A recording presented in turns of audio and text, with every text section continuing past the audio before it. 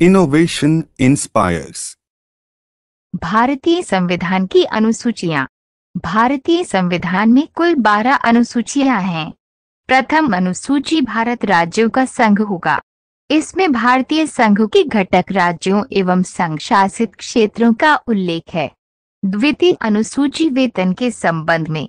इसमें भारत राज्य व्यवस्था के केंद्रीय एवं राज्य के विभिन्न पदाधिकारियों, राष्ट्रपति, राज्यपाल, लोकसभा के अध्यक्ष, राज्यसभा के सभापति एवं उपसभापति, विधानसभा के अध्यक्ष और उपाध्यक्ष, विधान परिषद के सभापति एवं उपसभापति, उच्चतम न्यायालय और उच्च न्यायालयों के न्यायाधीशों और भारत के नियंत्रक, महालेखा परीक्षक आदि को प्राप्त होने वाले वेतन, भत्ते और पेंशन का उल्लेख किया गया। तृतीय अनुसूची शपथ ग्रहण करने के संबंध में।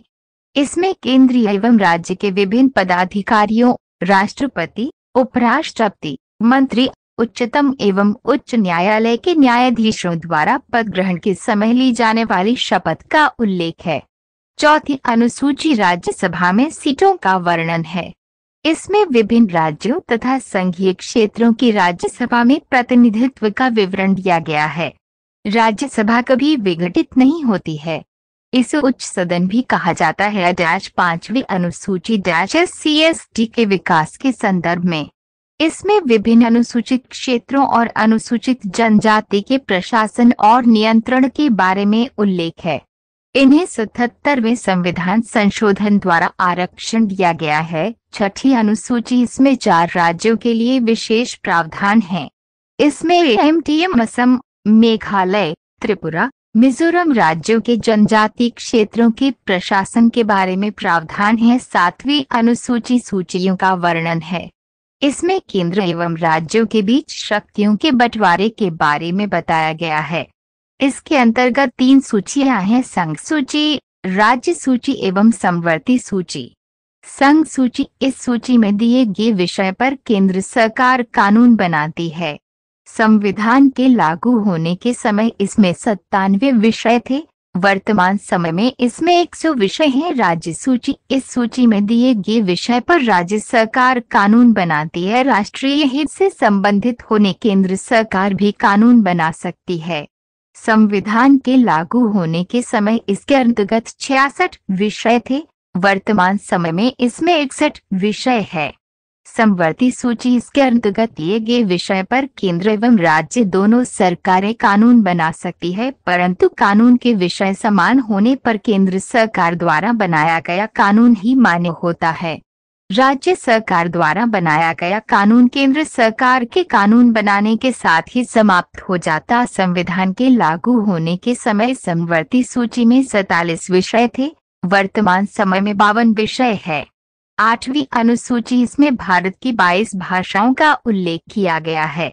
मूल रूप से 8वीं अनुसूची में 14 भाषाएं थीं। 1967 में सिंधी को और 1992 में कोंकणी, मणिपुरी तथा नेपाली को 8वीं अनुसूची में शामिल किया गया। 23वें के रूप में भोजपुरी को शामिल करने की बात चल रही है। 9वीं अनुसूची भूमि सुधार का वर्णन है। संविधान में यह अनुसूची प्रथम संविधान संशोधन अधिनियम 1951 के द्वारा जोड़ी गई। इसके अंतर्गत राज्य द्वारा संपत्ति के अधिग्रहण की विधियों का उल्लेख किया गया है। इस अनुसूची में सम्मिलित विषयों को न्यायालय में चुनौती नहीं दी जा सकती। वर्तमान में इस अनुसूची में 284 अधिनियम हैं।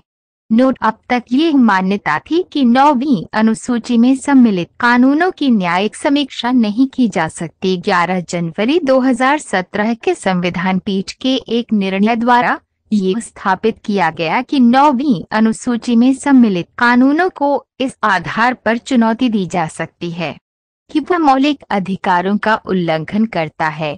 उच्चतम न्यायालय इन कानूनों की समीक्षा करता है। 10वीं अनुसूची दल बदल कानून का वर्णन है। ये संविधान में 52वें संशोधन 1985 के द्वारा जोड़ी गई है। इसमें दल बदल से संबंधित प्रावधानों का उल्लेख है। इसके अनुसार किसी भी पार्टी को बदलने के लिए निर्वाचन आयोग को लिखित सूचना देना आवश्यक है। 11वीं अनुसूची ग्राम पंचायत का वर्णन है।